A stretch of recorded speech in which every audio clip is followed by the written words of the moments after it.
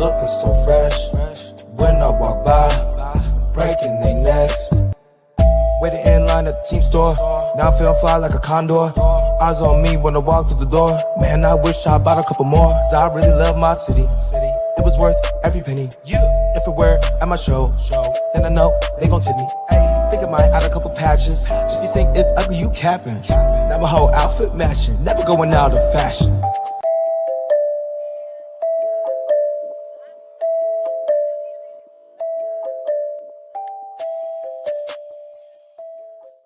What's going on, everybody? Welcome, episode 664, Talking Friars podcast and YouTube show. Ben Fadden with you here, February 1st, 2025, and the night after FanFest. Today was Padres FanFest at Petco Park.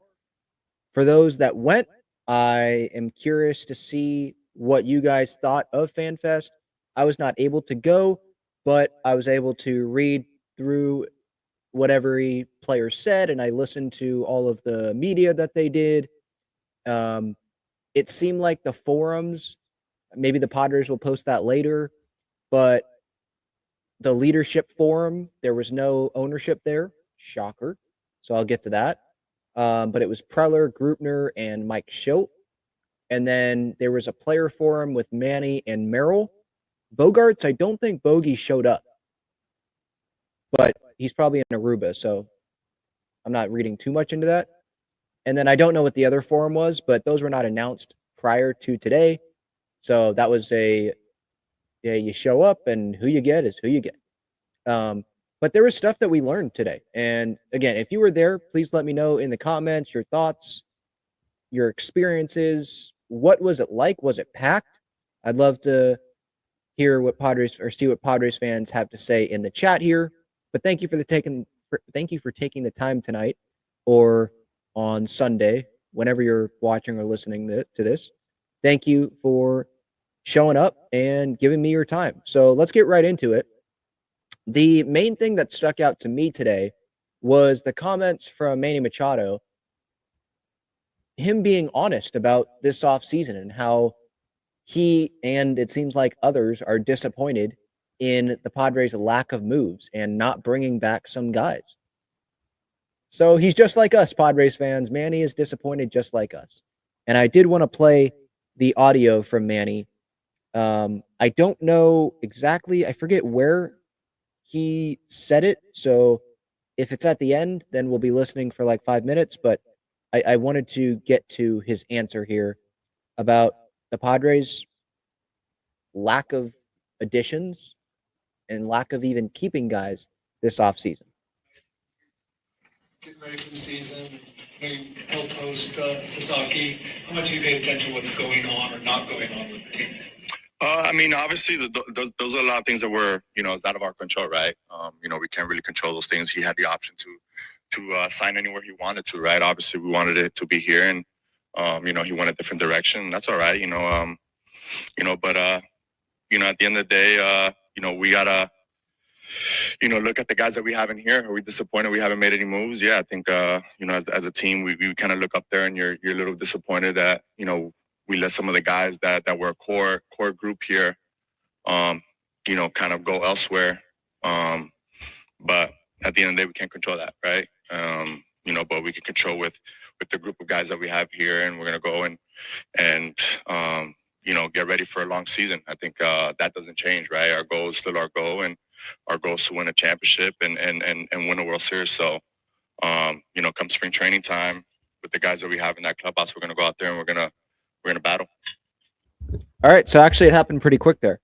So yeah, I think Manny's speaking for a lot of guys in that clubhouse about just the lack of moves. Are we disappointed we haven't made any moves? Yeah. As a team, we do kind of look up there and you're a little disappointed that we let some of the guys that were part of the core group here go elsewhere, but we can't control that. So, and that was the message with a lot of guys was we still got a good team. We still believe in the group of guys that we have here. I think Croney, when he was talking to the media, he forgot some of the guys that have left, like Donovan Solano, but he pretty much named like Profar, Higgy, Tanner Scott, guys like that. Yeah, they're not here, but we still got a lot of that group that was a win away from beating the World Series champ. We still got a lot of that group here. So we still believe in ourselves. We still got a good group of guys. Now, what I would say to that is, yes, Nando fully healthy. You got Manny, who's healthy as well, not coming off the elbow surgery. You got Merrill with another coming into his second year, a year now under his belt, and he knows that he has a spot. He knows where he's going to be playing. Hopefully, Bogaerts is going to be hungry to show that he is still a star caliber player at the big league level. But you got talent, obviously. Arise, with the pitching staff, the bullpen. I mean, the starting rotation, there are guys there still. King, and as of now, Cease and Darvish. That's a good starting point.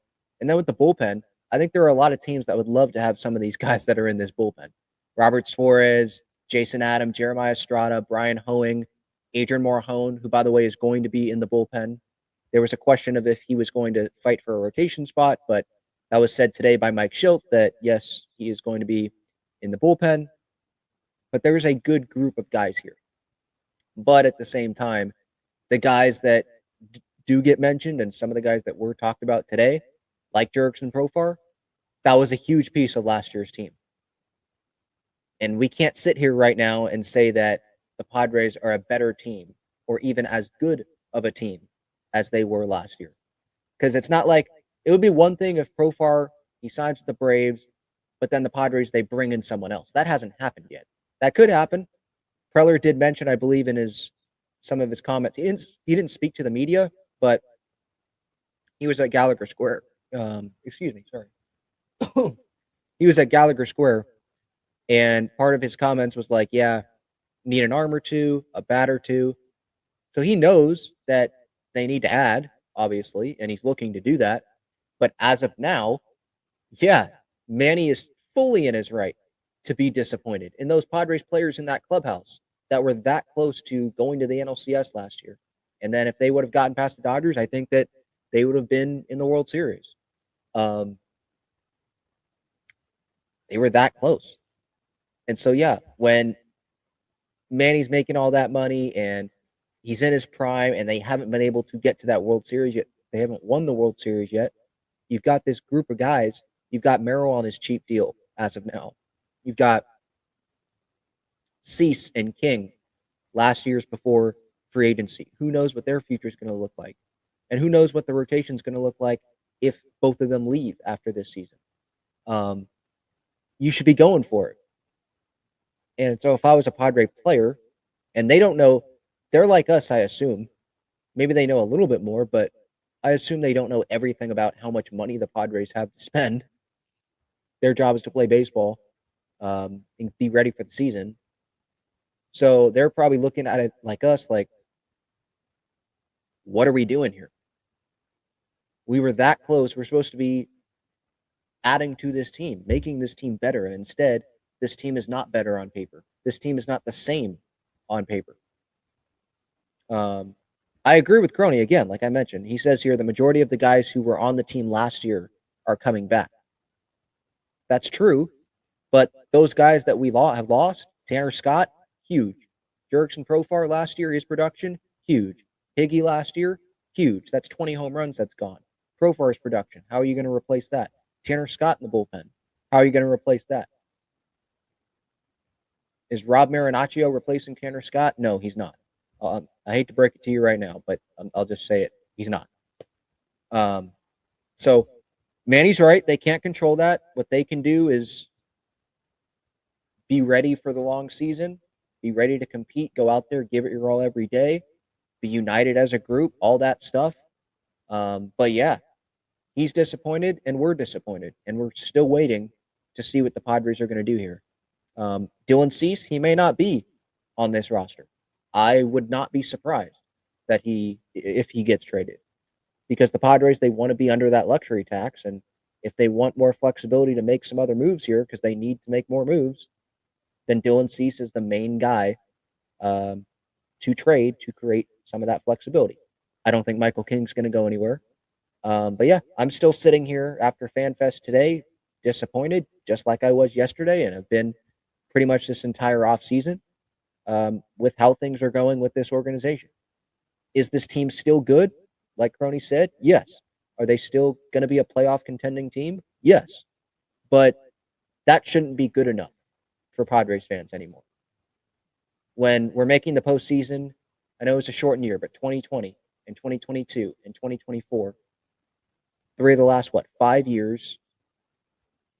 Hopefully we can make it again. When you're making the playoffs like that, and when you make the playoffs, you have teams that you believe like, man, that was a special team. For the next year to take steps back like they have this offseason, so far, it's just really disappointing. And then, of course, you see other teams that are getting better that are also going to be trying to take a playoff spot from you. It sucks. So, Manny, I did like that he was honest about how he felt. There were some guys that, kind of went with the like, hey, and Manny did this a little bit, but there were some guys that didn't really it didn't seem like they were as honest as Manny was. And some guys were just like, well, can't control that. In the offseason, when teams add players, those get the headlines, but we still got a lot of good guys here. And again, that's true. But if this was, unfiltered, what are your thoughts on this Padres offseason? I'm sure there are a lot of players that are pissed off at what's happening, or not happening, I should say, and what's happening with other teams around the league. They did, Manny and Musgrove, they talked about Roki Sasaki and meeting with him and all that. And I agree with Manny. It was pretty much him and Musgrove thinking like, yeah, it didn't seem like Roki was like fully into it when they met with him. Like maybe he was tired from all the meetings, or he was just going through the motions and he already knew he was going to go to the Dodgers and he was saving that last meeting for last. It was worth a shot, obviously. You try it, you don't get him, all right, whatever. I mean, it's not whatever because we would have loved it, obviously. Like, let's not kid ourselves. But you move on and let's roll with guys that want to be here, right? Other notes, stuff that happened. Again, I don't think Bogey showed up. That was the one absence that I was like, oh, Bogaerts isn't there. Because I would have seen his media availability, and I don't see that. But what we do know is that Xander is going to be at shortstop. Crony is going to be at second base. That's what Schilt was talking about today. And about a month ago, they had that conversation with Bogey, I think Schilt with Bogaerts, about that, because they knew like they weren't going to bring Kim back. Kim then, recently goes to the Rays. And so now Bogaerts can have this full off season of knowing that he's going to be at shortstop, and he's not going to be blindsided walking into spring training day one. Like, all right, we're going to put you at second base, because that's what happened last year. So I think that's a positive. There's probably some fans that aren't the biggest fans of Bogaerts at shortstop. They think he should be at like second base. But what are your options? I mean, realistically, you want to bring in a 1-year veteran guy, bring Nick Ahmed in and have him play shortstop? You want to put Crony at shortstop? Okay, but I think Crony's better at second base. I think he's more comfortable at second base. And Bogaerts has played elite shortstop before in his career, and he's won World Series titles at shortstop. So I'm totally fine with that. Obviously, Manny at third and him healthy. Love that.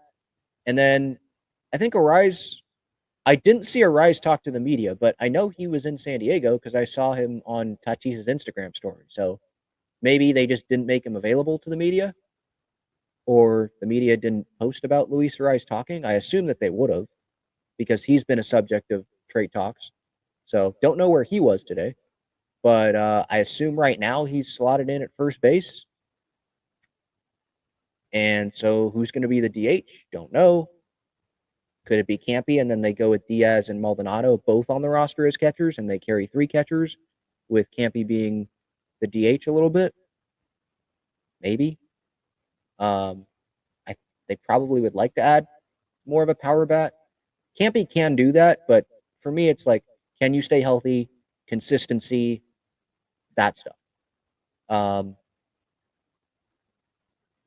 The health of Tatis, that was one. I was listening to Tatis, and he was saying that he's feeling the best that he's felt since going into the 2021 season. And remember, in 2021, he was dealing with subluxations, and he still hit, 40-plus homers, led the National League in home runs with, like, one arm. So for him to be healthy going into this year, I think a healthy Tatis is a scary Tatis for the rest of the league. And he was saying when he's healthy and he's right mindset, he is second to none in baseball. He thinks he is the best player in the league, which obviously I love the confidence. I think there's a lot of people that would argue with that, but I don't think you can argue he's a top 10 player in the league, maybe top 5 when he's healthy. I mean, this guy's a freak of an athlete. So there's still things to be excited about. Like, I don't want this to all be, oh man, haven't made any moves and, be all sad. There's still talent on this team. And again, like I said earlier, I still think this Padres team is a playoff contending team. Obviously, that's assuming that some holes are filled. You're not going to replace Profar, at least in my opinion, the year that he had this past year. Higgy, that'll be tough with not average, but just some of the stuff that he was able to do with the homers and all that. Like, that's not going to be easy. But there's talent on this team. Can we get second half Manny from last year the entire year? If we can, that guy's going to be top 3 in MVP. What about Tatis as well? So those guys being healthy obviously is going to be big. Tatis, Nando, and Merrill. Those are the big 3, obviously.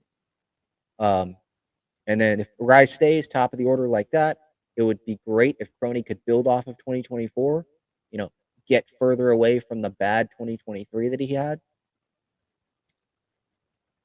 And yeah, there's still stuff to be excited about. I just, as a Padres fan that, was frustrated from the ending of this past year, and you see other teams around you getting better, including a team that just beat you and won the World Series, and you're sitting here with your owners, or not owners, but people that want to be the owner, fighting over that, and you don't have a TV deal, you don't have money to spend, and that's pretty obvious, and you're seeing key guys from this past year's team that won 93 games go sign with other NL contending teams. Yeah, it's not great. Not great. Morejon, I did hit on that. Morejon will be in the bullpen. I think it makes sense, especially when there's not a ton of lefties in that bullpen. With Tanner Scott going, you need someone like Morejon in that bullpen. And if you want to try to keep him healthy, I think the bullpen's the best spot for him.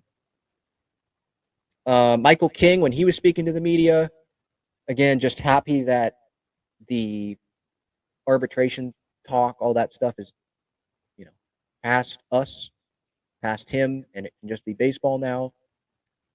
Obviously, the structure of that deal further proves that the Padres don't have much money right now to spend. Dylan Cease, this was interesting. He said that, King had talked to Preller, is what it seems like. Not about an extension, but he had at least talked to him. Cease has not had any conversations with Preller, the front office, about his future. So to me, that's like, okay, they're keeping their distance because they may be trading him at some point here. I'm not going to be surprised when that happens. I said that, I'm pretty sure I said earlier in the offseason that I'm already like in acceptance that Dylan Cease is going to get traded. And that's still how I feel. If they want to be under the luxury tax, and you can get controllable young pitching, in my opinion, back for Dylan Cease. Maybe it takes a 3-team trade, but you can do it. Dylan Cease is the guy that is going to be appealing for other teams, because who wouldn't want Dylan Cease, even if it's 1 year? There are other teams where $13 million for Dylan Cease, that is great for them. For the Padres, not so much, which sucks to say, but that it seems like that's the reality of this situation right now. So yeah, I'm still at the point where Dylan Cease is going to be traded, and I think that frees up some flexibility. You go get a left fielder with that. You go get maybe a fourth starter with that, or maybe you acquire your fourth starter in that deal for Dylan Cease. The Mets don't think that would happen, but we'll see. The Cubs have been mentioned. The Orioles were mentioned earlier in the offseason, like at the beginning of the offseason, but that cooled off. I think the Red Sox, that was being thrown out there, but that cooled off because they got Garrett Crochet. So I wonder what team it would be, but there are teams out there that would be interested in Dylan Cease. It's just, can the Padres and that team match up on a deal? Because the Padres aren't just going to take anything for Dylan Cease, but at the same time, if you need to be under that luxury tax, then who really has the leverage? Is it the Padres, or is it the team that knows what you're trying to do? You're trying to create that flexibility, and if other teams are filling out their rotations, then maybe that team feels pretty good about their chances of not giving up as much. But I'm pretty sure I remember this same stuff, us talking about this same stuff with Juan Soto, and about how, like, the Yankees knew that, hey, they want to create more flexibility. They're going to trade him, essentially. But look at what the Yankees still had to give up. So maybe the Padres still feel good about what they're going to get for Dylan Cease. Again, I'd be surprised if they don't trade him. That's just, you look at the guys that they could trade. I think they want to keep Luis Ariz at the top of that lineup with the contact and play first base or DH. I think he's more realistic to extend as well, if that even is a possibility. Michael King is more realistic to extend than Dylan Cease, in my opinion. And Dylan Cease is making more money than Suarez, making more money than King. And he's about the same as Ariz, but Ariz plays every day. So if you're picking between Ariz and Cease, if you're the Padres, financially, and what you could get back, you're going to get more back for Cease, I think, than Ariz. So that's what I've got on that.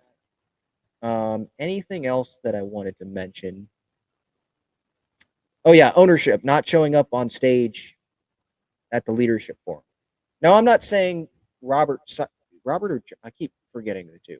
John Seidler is going to be the new chairman, I think, if he gets voted in. He didn't show up on stage.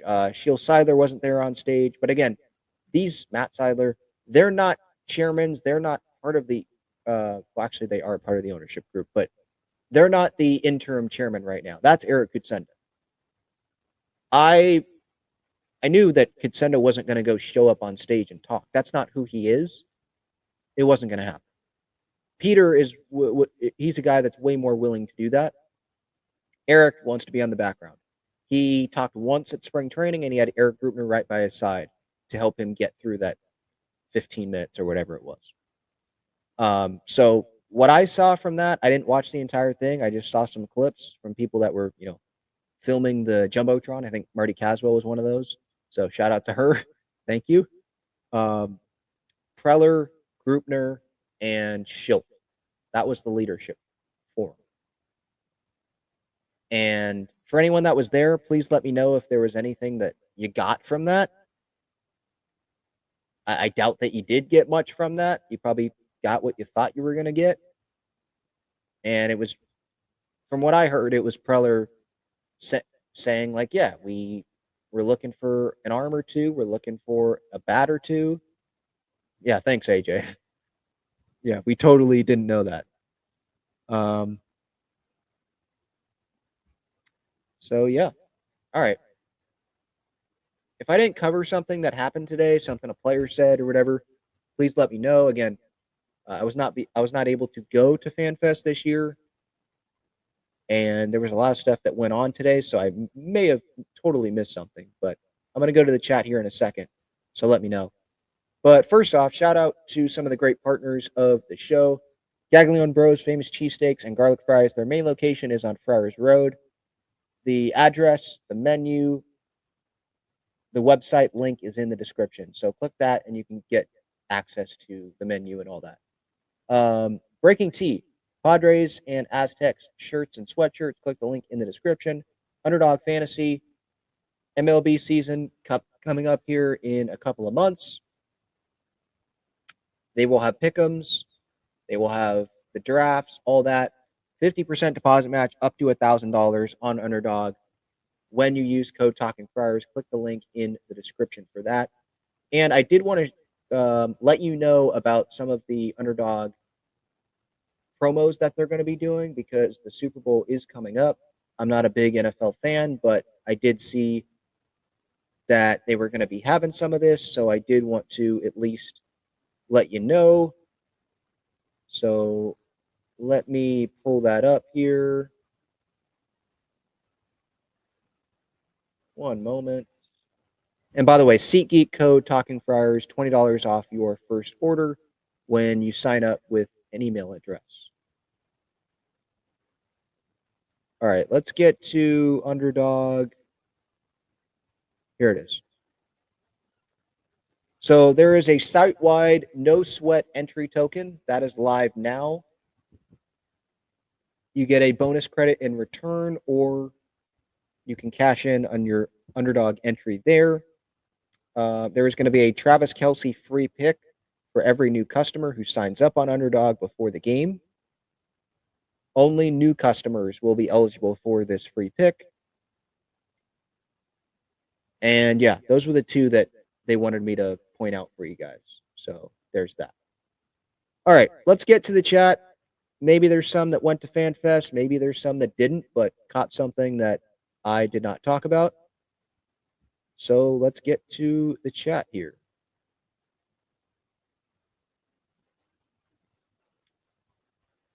Healthy Machado and Tatis going to go crazy? Sure hope so. Manny did last year. I feel like that's something people forget.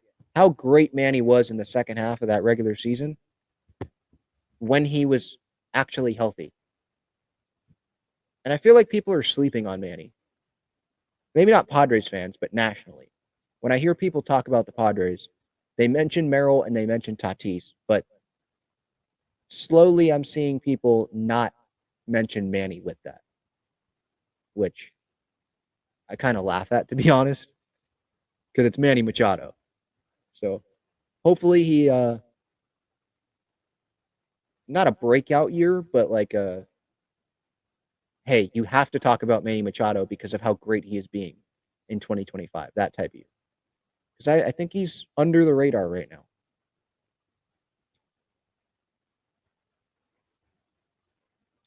Let's see.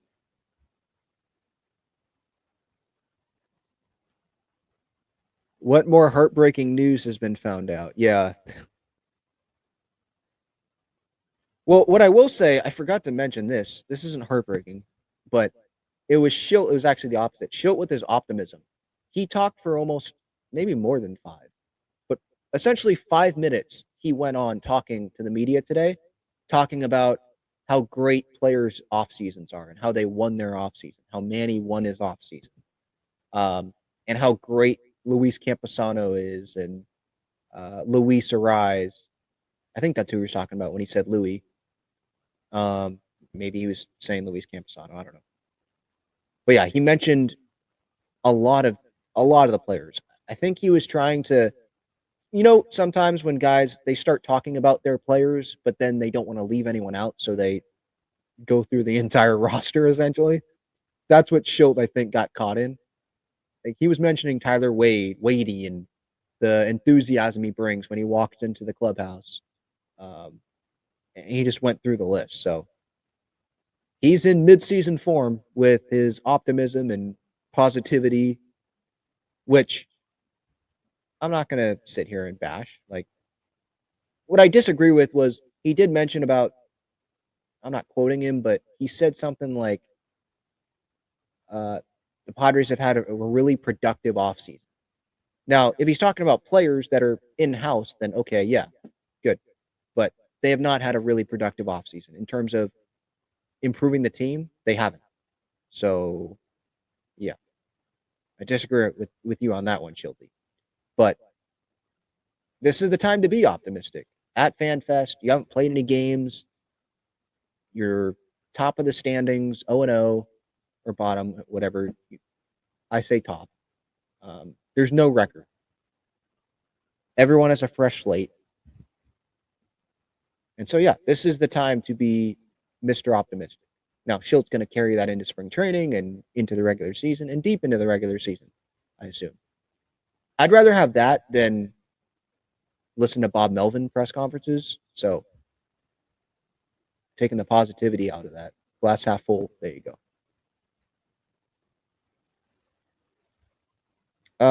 Michelle asked, when does Bogey ever show up for us, though?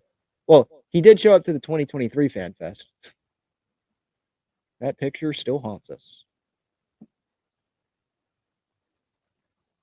Michelle says, what a shame there were no owners there. Really doesn't feel good having the pods feel so uncertain. Well, look, if you actually expected Eric Kutsenda, because Sheil was not going to show up because she's not the chairman. John was not going to show up. He's not the chairman yet. It was Eric Kutsenda. If someone from ownership is going to go in there, it's Eric Kutsenda, interim chairman. He was never going to do that. That's not who he is. So if you were actually thinking that was going to happen, I don't know what to tell you. But yes, of course, it's disappointing. You want to hear from ownership, but there's a transition, it feels like, that's about to happen. So do they want to send Eric Kutsenda? Does Eric Kutsenda want to go up there? Because what's going to happen when he gets introduced? He probably would have gotten booed. Maybe. It wouldn't have been a Peter Seidler reception, obviously. So, yeah. Again, my ideal thing would have been, even if they're not chairman yet, but those that are fighting for it, those that are involved in this public back and forth, airing out their dirty laundry with Sheil and Matt and who else did it? Robert, John. I'm losing track of these brothers. Come out here on stage and air it all out. Explain to us what has happened. Explain to us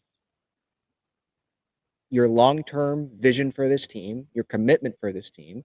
Why have you not spent this offseason? Is a TV deal coming?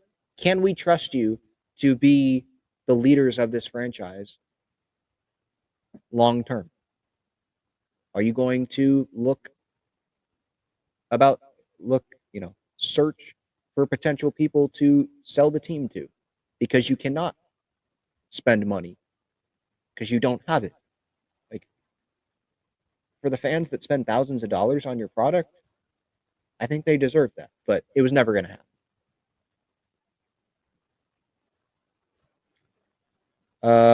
Someone says you guys are free to support any team, even if you're born in San Diego. Keep in mind. Oh yeah, there's people that do that. Yeah. We don't need that reminder because there are Dodger fans that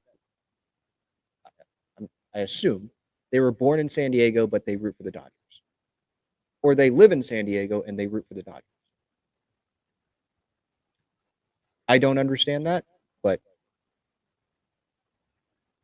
some people fan differently, I guess. But no, Padres fans that born in San Diego, born and raised, and we're Padres fans, well, guess what? We're still going to stay Padres fans. If this hasn't broken us, if stuff in the past and the losing in the past haven't stopped us, then nothing's going to stop us. We're Padres fans. So, yeah. Dodger FanFest had 60,000 happy people, all the players and most of the owners. It's like night and day. Well, yeah. No duh. They just won the World Series. They're in a totally different situation than the Padres are in. So, yeah, it should have been happy. And to me, it seems like people had a good time at FanFest. I'm not saying that people didn't have a good time. There are Padres fans that don't watch this show or watch or listen to sports radio. They go because they love Jackson Merrill, they love Fernando and Joe Musgrove. and they wanted to go get their jersey signed by Manny or whatever, and they love the guys that they have, and they don't really pay attention every day.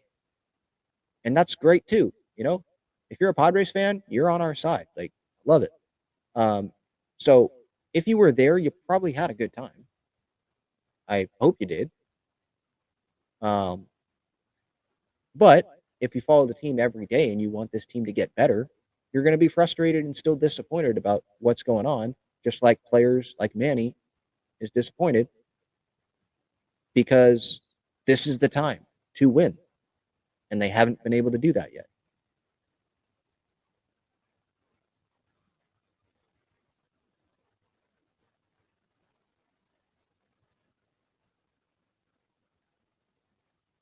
Waldron back starting. He could. Vasquez and Waldron, those were two guys that Schilt mentioned as well when he went on his 5-minute speech, hype up speech of all his players and how they killed their offseason. I mentioned Waldron and the 5 weeks that he pitched well, and Vasquez and how he had 25 starts and last year in his first year as a starter with the Padres. So those guys hopefully are fighting for the 5th spot or depth and not both of them in the rotation as 4-5.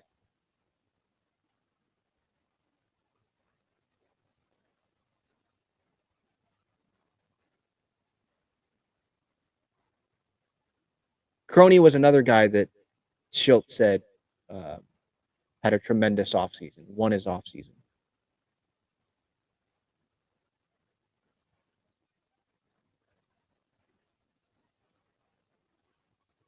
Was anyone at FanFest today? What was your experience like? I'd like to know.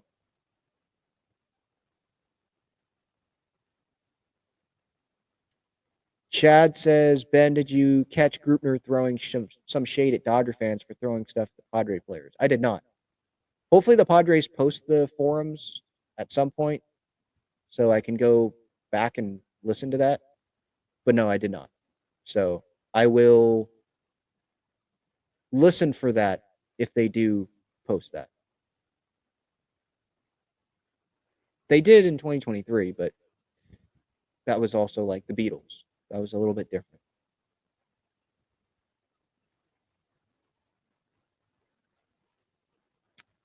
Rick says, honestly, what are we freaking out about? Just need another bat, starting pitcher, and 2 bench pieces. It will be hard to replace Profar, Solano, Peralta, and Scott. Well, okay. You're kind of answering your own question there, Rick. What are we freaking out about? And then you say it will be hard to replace Profar, Solano, Peralta, and Scott. Well, there you go. That's part of it. That's part of why. Because Profar was great for us. And now we have who in left field? Mike Schilt can be all positive about Terso or Nellis all he wants to, but I need to see it at the big league level consistently before I get super excited about it. Donovan Solano, Peralta, those guys were important pieces to last year's team. Are they going to be able to have that on the bench this year? Who are those guys going to be? And then Tanner Scott, you're not replacing Tanner Scott. That's a huge deal. And not only do you not have him, but he's on the Dodgers now, who are your biggest barrier to getting to where you want to go. So that's part of why we're freaking out. You're answering your own question, Rick.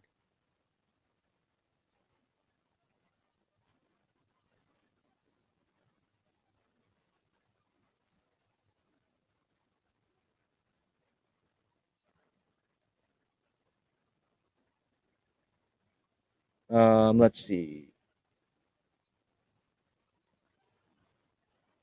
We need Croney and Xander to step it up. I agree with that.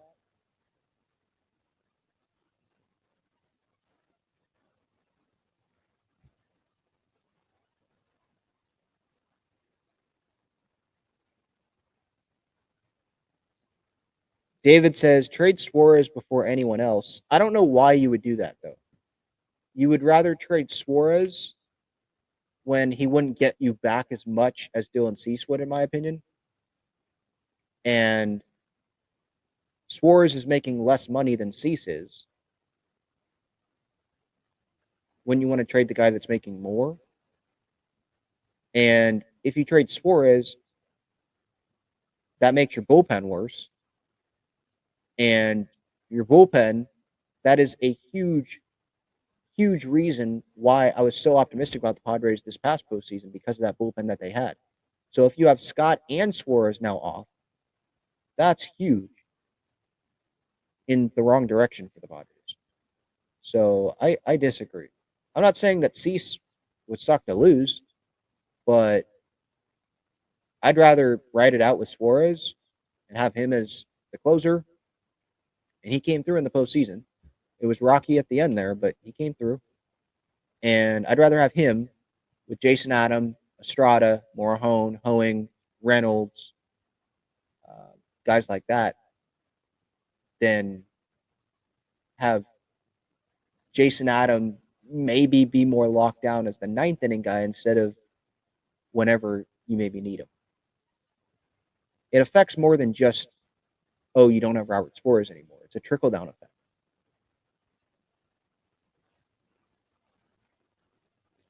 Yeah, interesting. Still a lot of Dodger fans in here at almost 9 o'clock on a Saturday night when this has nothing to do with the Dodgers. The title has nothing to do with the Dodgers.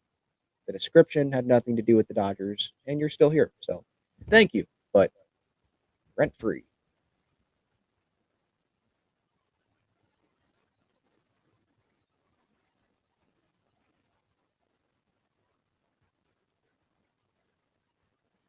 I saw someone ask about the minor league system. Where is that? Right. Who do we have in the minors that can help with this year's roster? Tercer and Ellis is the main answer that I'd have for you. Remember, Lesko and Snelling were traded last year before the deadline to help us get Jason Adam, I believe. So those guys are not options. But I wonder if Kevin Kopps would come up at some point this year. Remember, Martarella's gone. Jacob Marcy's gone. There's a lot of guys that are not here where maybe those guys could have been some options. But that's the risk that you take when you want to acquire established big league talent that can help you win now, which is what the Padres have been doing for years. So I can look it up now, actually. Good question. Thank you for actually asking that. Padres, prospects. So Salas, he is too early. That's not going to happen. DeVries, too early. Cash Mayfield, too early. Boston Bateman, too early. Humberto Cruz, too early. Maybe Henry Baez. Maybe. Francis Pena. He's, I think, in AAA right now. Right-handed pitcher. Maybe him.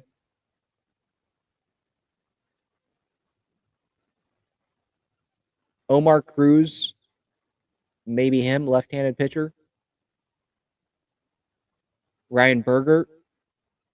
I'm just throwing out some names here just to kind of also help me get started with that, because I've been thinking a lot about the offseason potential additions and the guys that we haven't been bringing back. I haven't been thinking a ton about internal options, and maybe that's because I haven't been hearing, beat writers talk about internal options much.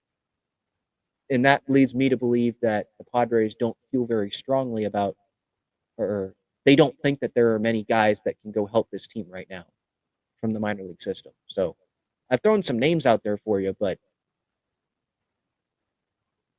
it doesn't seem like there's a lot of names that are just ready to go to fill spots right now.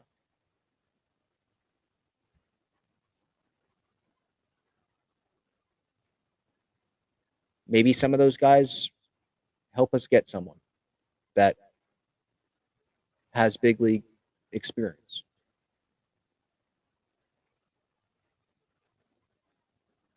Chad says the logistics were way better this year than 2023. Good. That is good to hear.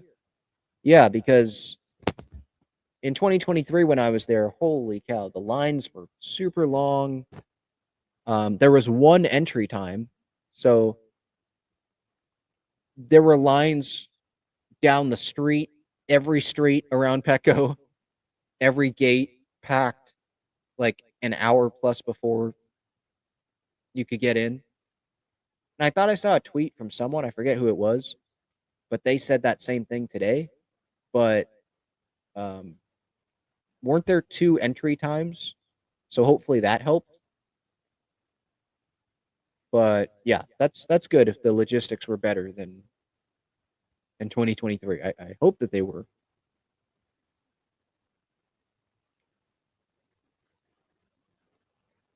Mike says the garage sale was another bust. 3-hour line unless you were first in line. Yeah.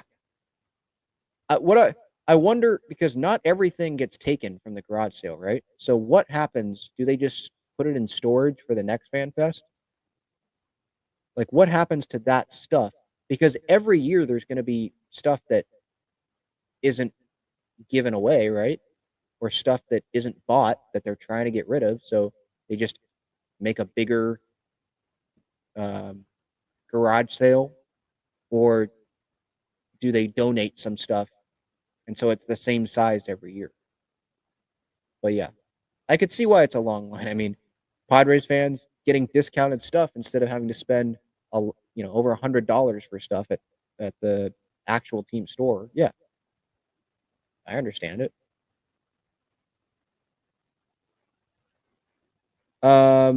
Iron Swan says, I need to watch Marty's interviews. Did the players say much on the owner business? Not really. No, they were asked about it, and I can say Mike Schilt, he did say essentially like, yeah, you want it to be resolved quickly and not be, in public like this. But he was saying like, well, we're still supported well. It's still a strong supporting cast. I'm not quoting him, but it doesn't seem like they're like, oh my gosh, what the heck. Manny did say that he was concerned. But to me, what it felt like was they were like, yeah, it sucks, but our job is to go play. We can't control that, essentially, was the message. So they did talk about it, but there was nothing that I was surprised by from what anyone said regarding that situation.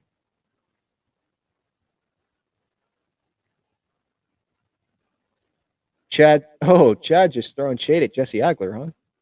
Crazy to me that people will wait in a 4+ hour line for a Jesse Agler autograph and a 3+ hour line for the garage sale. Well, isn't this kind of like, I mean, I haven't been to Disneyland in a long time, but isn't this kind of like that where it's going to be, you're going to somewhere, you're going to wait in a line to do something, and it's not for a long period of time, and then you go wait in another line. Like, that's how it is. It's a free event. You got to expect that there's going to be long lines. That's just what it is. And for a Jesse Agler autograph. So those people that were waiting in that line, they were probably waiting for maybe, I didn't see who was in before, but they were probably waiting for Manny Machado, and they were standing there while Manny was signing. And Manny's there for what, a half hour, an hour, maybe? And then they move him on to something else. But you still stay in that same line. I know that's what happened in 2023. I was in line for Tatis, not an autograph, but a picture, because Tatis came in first, but the line was long. And by the time I got up there, it was Juan Soto, not Tatis. Now, that's still cool that it was Soto, but that would have been cool for it to be Tatis. A lot of people thought, because they saw Tatis, and it was like, oh, crap, holy cow, this is awesome. Because this was, remember, while he was suspended technically still. And it was just cool to see him. But then it was Soto, and still Soto, but the player changes. You can't control that. So I don't know if those people were waiting for a Jesse Agler autograph. He was just the person that was there with probably another player. Because I saw Mud was there with Manny at one of the spots. I saw that on the internet. So that's just how it is. They can't have Manny sitting there doing autographs for 7 hours. they got to move him around the stadium.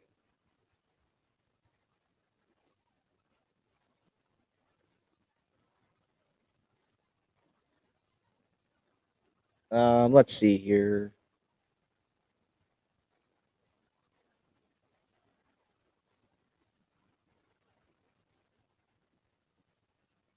Yep, Manny is 100% healthy today. That's what he was talking about today. Yep. And he seemed really happy that he could just work out freely. Squat, hang clean, stuff like that.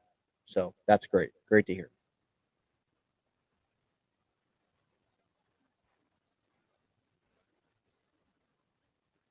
Chad says the Manny hate from Padres fans is only on the internet. I never hear anyone chirping him in person. Welcome to the world, right?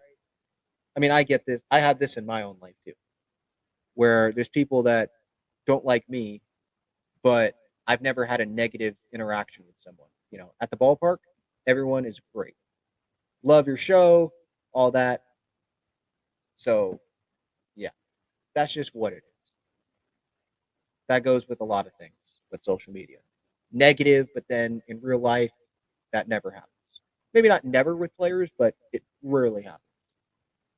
Because those people on social media, they're on social media. They don't go up to the person in real life and say it because they wouldn't say it. They have social media to hide behind to say it. So, yeah. Padres fans don't hate Manny. Real life Padres fans that like go to games and if they ever were to interact with him, they'd probably ask for a picture. Those Manny haters, or ask for an autograph. That's just how it is. And I think the players know that too. So I think some of them have probably gotten better at not looking at social media because they know that it's social media.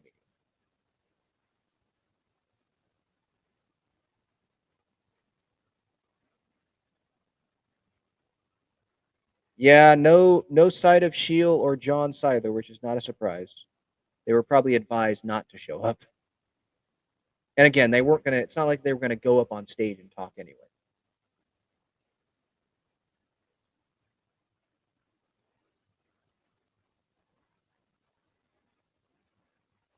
Chad asks, how can't the team get a major sponsorship from some of these gambling apps like Prize Picks, DraftKings, etc.? Seems like a good way to take the right steps to get a TV deal.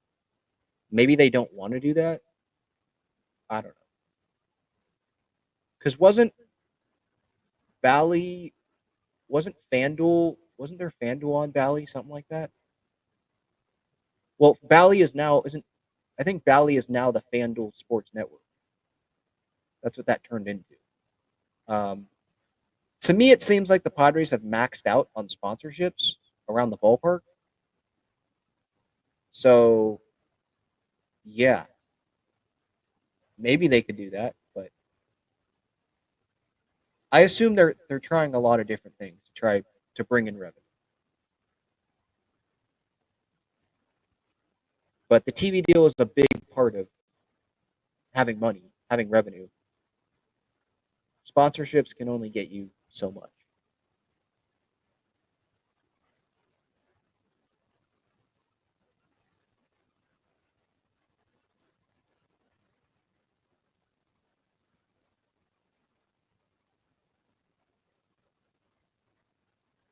Let's see.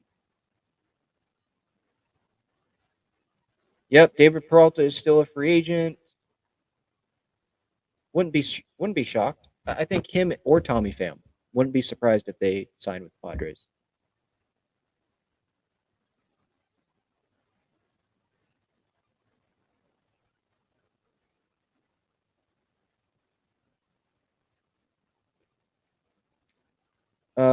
Let's see. We'll go for a couple more minutes here with the chat.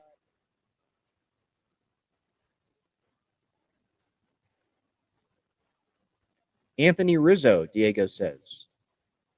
I think at first base, as of now, they're going to ride with Luis Ariz, bring in a vet who can DH. Like, I don't know who the equivalent to Donovan Solano is right now, but someone that can play multiple positions and he can DH as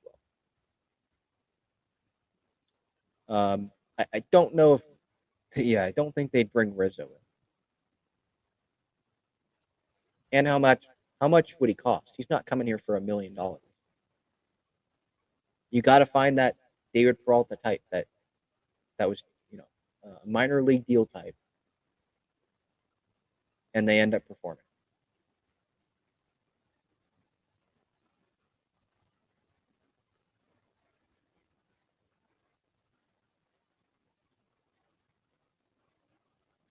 And I'm seeing stuff about TV deal and why can't the Padres get a TV deal? They probably could, but it wouldn't be for very much money. So,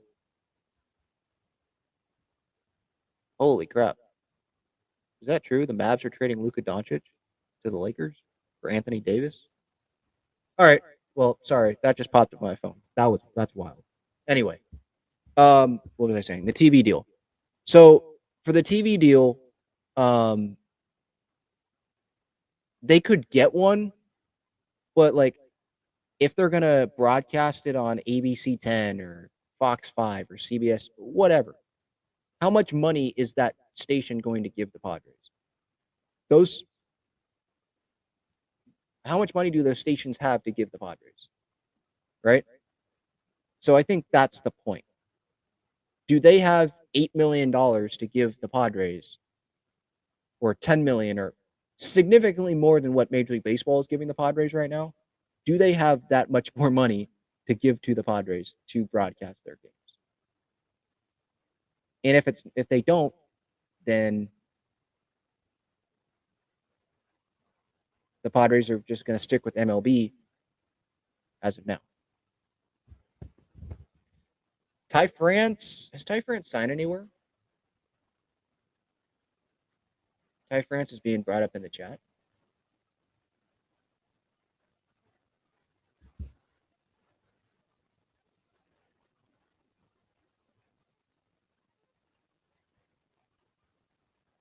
All right. I think that's going to do it. Talking for Hours, episode 664. Have a great night, everybody. Thank you for the time. Some FanFest takeaways tonight. And I'll talk to y'all later. See ya.